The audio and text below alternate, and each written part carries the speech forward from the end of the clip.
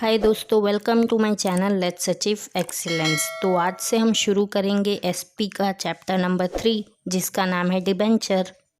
मैंने ये डिसाइड किया था कि हम पहले पूरा इकोनॉमिक्स कंप्लीट करेंगे, लेकिन बहुत सारे कमेंट्स आ रहे थे, मुझे मैसेजेस भी आ रहे थे कि मैं पहले एसपी कराऊं। ये मुझे बहुत अच्छा लगा कि यहाँ पे बहुत सारे डेडिकेटेड स्टूडेंट्स हैं। फ्रेंड्स, मैं आपके लिए ही वीडियोस बनाती हूँ और आपके ओपिनियन मेरे लिए बहुत मैटर करते हैं। इसीलिए मैंने डिसाइड किया कि हम इको बाद में करेंगे, पहले एसपी करेंगे।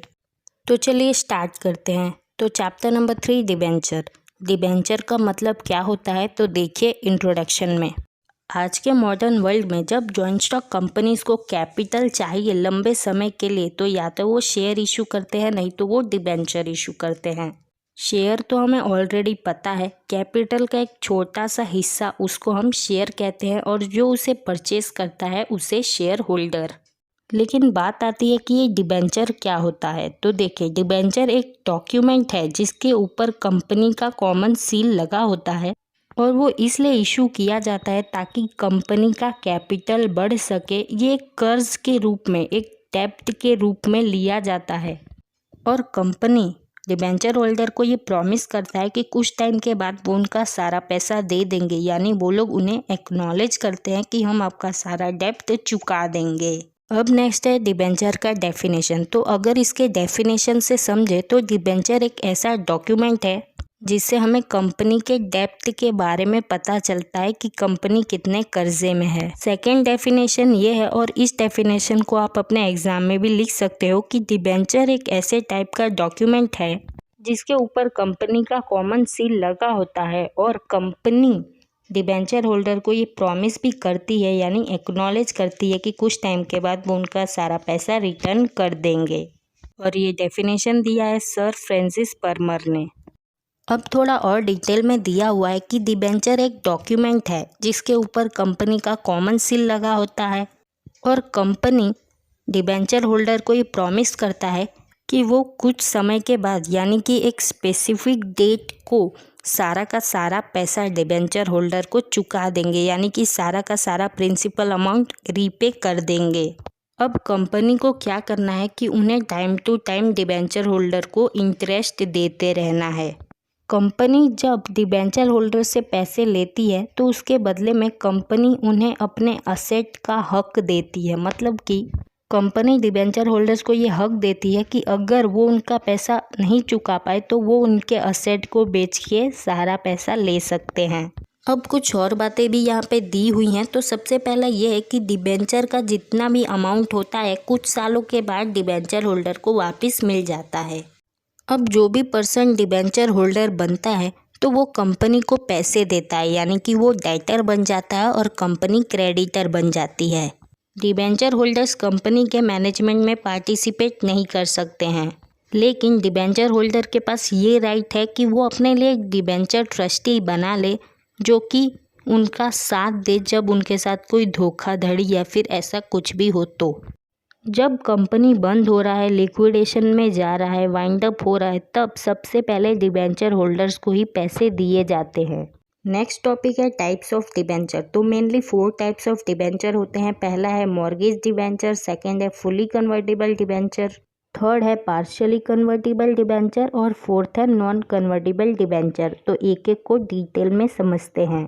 सबसे फर्स्ट है मॉर्गेज डिबेंचर। अब ये क्या है, तो देखिए, जब भी कंपनी इस टाइप का डिबेंचर इशू करती है तो कंपनी को अपने असेट्स पे कुछ चार्ज लगाने पड़ते हैं। वो चार्ज हो सकता है फिक्स चार्ज, नहीं तो फ्लोटिंग चार्ज।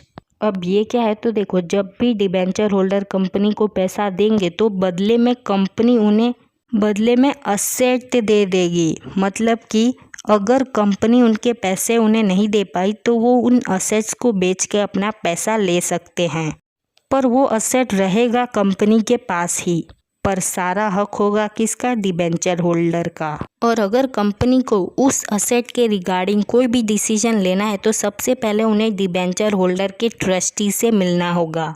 और जब भी कंपनी बंद हो रही है तो डिबेंचर होल्डर उस असेट को बेच के अपना पैसा सबसे पहले ले सकते हैं। सेकेंड है फुली कन्वर्टिबल डिबेंचर्स। इसका मतलब ये होता है कि जब जब डिबेंचर का टाइम ख़त्म हो जाए तब डिबेंचर होल्डर को 2 ऑफ़र दिए जाते हैं, या तो वो अपने पूरे पैसे ले ले, नहीं तो वो अपने डिबेंचर्स को इक्विटी शेयर में कन्वर्ट करा ले। तो जब डिबेंचर होल्डर अपने डिबेंचर्स को पूरी तरह से इक्विटी शेयर में कन्वर्ट करवा लेते हैं तो उसी को कहते हैं फुली कन्वर्टिबल डिबेंचर्स। थर्ड है पार्शली कन्वर्टिबल डिबेंचर। अब उन्हें तो 2 ऑप्शन मिलता ही है कि या तो पैसे ले लो, नहीं तो फिर इक्विटी शेयर में कन्वर्ट कर लो। लेकिन वो चाहे तो आधे डिबेंचर के बदले पैसे ले सकते हैं और आधे को इक्विटी शेयर में कन्वर्ट करवा सकते हैं। उसे हम कहते हैं पार्शली कन्वर्टिबल डिबेंचर। फोर्थ है नॉन कन्वर्टिबल डिबेंचर, यानी जो डिबेंचर होल्डर अपना डिबेंचर कन्वर्ट नहीं करवाते हैं, उसके बदले पैसे ले लेते हैं, उन्हें हम कहते हैं non convertible debenture. I hope कि आपको ये समझ में आया होगा। अब हमारा नेक्स्ट टॉपिक है procedure of issue of debentures, यानी जब आपको डिबेंचर इशू करने हैं तो क्या क्या काम करना पड़ता है। तो सबसे फर्स्ट स्टेप है resolution by board of directors. अगर आपको डिबेंचर इशू करना है तो सबसे पहले आर्टिकल ऑफ एसोसिएशन को खोला जाता है। अगर आर्टिकल ऑफ एसोसिएशन में ये प्रोविज़न है कि हाँ आपकी कंपनी डिबेंचर इशू कर सकती है, तो बोर्ड ऑफ डायरेक्टर्स की मीटिंग बुला के वहाँ पे रिजोल्यूशन पास करवाया जाता है। उस मीटिंग में मोस्टली ये डिसीजन लिया जाता है कि कितना टोटल अमाउंट का डिबेंचर इशू करना है, कितने रेट पे यानी कि कितना इंटरेस्ट देना है, टोटल कितने सर्टिफिकेट्स इशू करने हैं, क्या क्या कंडीशन होंगी, ये सारी बात डिस्कस की जाती है। सेकेंड है resolution bye general meeting of the company. अब बोर्ड ऑफ डायरेक्टर्स के मीटिंग के बाद कंपनी के लोगों की एक मीटिंग बुलाई जाती है। अब ये मीटिंग मोस्टली इसलिए बुलाई जाती है क्योंकि कंपनी के पास कुछ रिजर्व होते हैं, कुछ फंड होता है पहले से, उनके पास फ्री रिजर्व्स होते हैं, उनके पास रिजर्व फंड होते हैं। तो समझ लीजिए कि उनके रिजर्व में है 2 लाख और उनके रिजर्व फंड में है 2 लाख, यानी टोटल उनके पास 4 लाख है और उन्हें टोटल कैपिटल 7 लाख का चाहिए। तो उनके पास 4 ही लाख रुपया है, यानी कि इतना तो श्योर है कि आगे जाके फ्यूचर में वो 4 लाख तो दे देंगे, लेकिन बाकी के 3 लाख वो कहाँ से लाएंगे, क्या पता आगे प्रॉफिट हो या लॉस, कुछ कह नहीं सकते। तो ये सारी बातें वहाँ पे डिस्कस की जाती है कि उन्हें डिबेंचर इशू करना है कि नहीं। अगर सब लोग मान जाते हैं तो डिबेंचर इशू हो जाता है। थर्ड है परमिशन ऑफ सेबी। अब उसके बाद क्या करना है, सेबी से परमिशन लेना है, कंपनी एक्ट के सारे प्रोविज़न को चेक करना है। फोर्थ है टू इशू प्रॉस्पेक्टस। अब जो पब्लिक लिमिटेड कंपनीज होती हैं वो प्रॉस्पेक्टस इशू करके जनरल पब्लिक को बुलाएंगी कि आप हमारा डिबेंचर खरीद लो। उसके बाद इन्वेस्टर्स अपना डिसीजन लेते हैं कि उन्हें डिबेंचर खरीदना है या नहीं। फिफ्थ है appointment of trustees for debentures. अब जो भी डिबेंचर को खरीदेंगी यानी जो भी डिबेंचर होल्डर होंगे उनके साथ बाद में कोई धोखा ना हो, उनका इंटरेस्ट बना रहे, इसीलिए एक डिबेंचर ट्रस्टी अपॉइंट किया जाता है। सिक्स्थ है एग्रीमेंट विथ अंडरराइटर्स। अंडरराइटर्स का मतलब होता है ब्रोकर्स यानी कि दलाल। अब बोर्ड ऑफ डायरेक्टर ने ये सोच ही लिया है कि हमें डिबेंचर इशू करना है, तो वो अंडरराइटर्स के साथ एग्रीमेंट करते हैं कि आप हमारे डिबेंचर बिकवा दो। सेवेंथ है to open an account with scheduled bank. अब कंपनी वाले बैंक में अकाउंट खुलवाते हैं और वहीं पे डिबेंचर का सारा पैसा वो लोग जमा करते हैं। एट्थ है रजिस्ट्रेशन इन स्टॉक एक्सचेंज। अब कंपनी वालों को क्या करना है कि स्टॉक एक्सचेंज के पास जाके अपने डिबेंचर्स की लिस्टिंग करवानी है। अगर वो लोग ऐसा करते हैं तभी उनके डिबेंचर्स का ट्रेड हो पाएगा, यानी कि कोई उन डिबेंचर्स को खरीद पाएगा या बेच पाएगा। अगर वो लोग लिस्टिंग नहीं करवाएंगे तो ना ही उनके डिबेंचर को कोई खरीद पाएगा और ना ही कोई बेच पाएगा। अब स्टॉक एक्सचेंज वाले सब देखेंगे कि सब कुछ सही है कि नहीं। अगर सही नहीं है तो वो लोग रिफ्यूज़ कर देंगे और जिन जिन लोगों का कंपनी ने पैसा लिया है डिबेंचर के रूप में वो पैसे कंपनी वाले वापस कर देते हैं। नहीं तो अगर स्टॉक एक्सचेंज वालों को कोई गलती नहीं दिखी तो वो परमिशन दे देते हैं कि हाँ आपकी कंपनी डिबेंचर इशू कर सकती है। नाइन्थ है to prepare allotment register for debentures. एक बार सब्सक्रिप्शन बंद हो गया उसके बाद कंपनी सेक्रेटरी क्या करेगा, एक रजिस्टर बनाएगा। अब बोर्ड ऑफ डायरेक्टर्स ने हाँ बोल दिया कि हाँ डिबेंचर इशू होगा, सब कुछ सही है, तो उसके बाद जो भी एप्लीकेशन आए होंगे तो उनका नाम उस रजिस्टर में लिख दिया जाएगा और उनके लिए सर्टिफिकेट बनाने का प्रोसेस शुरू हो जाएगा। 10th है डिबेंचर सर्टिफिकेट। अब क्या होगा, जिन जिन लोगों ने डिबेंचर के सारे पैसे कंपनी को दे दिया और कंपनी वालों के पास पूरा पैसा आ गया तो कंपनी सेक्रेटरी उन्हें डिबेंचर सर्टिफिकेट बना के दे देता है। अब हमारा नेक्स्ट टॉपिक है कि डिबेंचर होल्डर्स के क्या क्या राइट होते हैं। तो सबसे पहला है कि उन्हें हर महीने या जो भी टाइम डिसाइड किया है उस टाइम पे उन्हें प्रॉपर रेट पे इंटरेस्ट दिया जाए। सेकंड ये है कि जब मैच्योरिटी डेट आ जाए तो उन्हें उनके सारे पैसे वापस मिल जाए। थर्ड ये है कि वो कंपनी के रजिस्टर्ड ऑफिस में जाके सारे डॉक्यूमेंट्स को देख सकते हैं, स्टडी कर सकते हैं। फोर्थ है कि वो थोड़ी सी फीस दे के सारे इन्फॉर्मेशन भी ले सकते हैं। फिफ्थ ये है कि कंपनी डिबेंचर होल्डर्स के लिए ट्रस्ट डीड बनाती है और डिबेंचर्स होल्डर को ये पूरा राइट है कि उन्हें पता चले कि कंपनी में क्या क्या चेंजेस आ रहे हैं, कंपनी कैसे फंक्शन कर रही है। सिक्स्थ है कि सारे डिबेंचर होल्डर को ये राइट है कि वो अपना एक डिबेंचर ट्रस्टी बनाएं। सेवेंथ ये है कि बोर्ड ऑफ डायरेक्टर्स को कोई भी इम्पोर्टेंट डिसीजन लेने से पहले डिबेंचर ट्रस्टी का मत जानना भी बहुत ज़रूरी है। एट्थ ये है कि कंपनी ने अपना जो भी असेट मॉर्गेज के रूप में यानी गिरवी के रूप में डिबेंचर होल्डर को दिया है वो हमेशा सही कंडीशन में ही होना चाहिए। नाइन्थ ये है कि अगर वो असेट सही तरह से नहीं है तो वो लोग लीगल एक्शन ले सकते हैं क्योंकि ऐसा ट्रस्ट डीड के प्रोविज़न में है।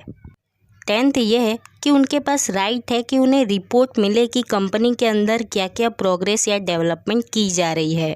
10th ये है कि जब भी कंपनी डूबे, लिक्विडेशन हो या वाइंड अप हो तब सबसे पहले प्रायोरिटी बेसिस पे डिबेंचर होल्डर को ही उनका पैसा मिलना चाहिए। नेक्स्ट टॉपिक है डिबेंचर ट्रस्ट डीड। अब ये क्या है, इंडियन कंपनी एक्ट के हिसाब से एक कॉन्ट्रैक्ट या आप उसे एग्रीमेंट भी कह सकते हो जो कि किया जाता है कंपनी और डिबेंचर होल्डर के बीच में। और ये जो एग्रीमेंट है इसे कंपनी रजिस्ट्रार में भी रजिस्टर्ड करवाया जाता है। ये ऐसा कॉन्ट्रैक्ट या एग्रीमेंट है जिसके अंदर डिबेंचर इशू करने के सारे कंडीशन लिखे होते हैं। इसी को कहते हैं डिबेंचर ट्रस्ट डीड या डिबेंचर ट्रस्ट एग्रीमेंट। अब देखो ये ज़रूरी नहीं है कि सारे डिबेंचर होल्डर एक ही जगह पे रहते हो। क्या पता कोई अहमदाबाद, कोई दिल्ली, कोई सूरत, अलग अलग जगह पे रहता होगा। तो इन सब की वजह से उनका इंटरेस्ट सेफ रहे, उनके साथ कोई भेदभाव ना हो, उनके साथ कोई धोखाधड़ी ना हो, इसलिए एक डिबेंचर ट्रस्टी अपॉइंट किया जाता है। और अगर किसी डिबेंचर होल्डर के साथ ऐसा हुआ कि कंपनी ने जो असेट उनको मॉर्गेज पे दिया था वो ख़राब हो गया, तब वो लोग चाहे तो मिलके कोई लीगल एक्शन ले सकते हैं। अब आता है कि ट्रस्ट डीड के अंदर क्या क्या चीज़ें इंक्लूड होती हैं। तो पहला है कि कंपनी के प्राइमरी इन्फॉर्मेशन, डिबेंचर किस तरह से इशू करना है वो सारी चीज़ें, सिक्योरिटी का इन्फॉर्मेशन यानी कि जो असेट मॉर्गेज पे दिया गया है उसके सिक्योरिटी के बारे में बताया जाता है वहाँ पे। फोर्थ ये है कि डिबेंचर ट्रस्टी को किस तरह से अपॉइंट करना है।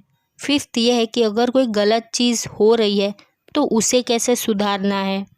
सिक्स्थ है कंपनी के कर्तव्यों के बारे में उसमें लिखा होता है। और सेवेंथ है कि अगर आपको डिबेंचर ट्रस्ट डीड में कोई अमेंडमेंट करना है वो भी उसमें लिखा होता है। और उसमें ये भी लिखा होता है कि ट्रस्ट डीड का जो भी स्टैम्प ड्यूटी है वो कंपनी को भरना होता है।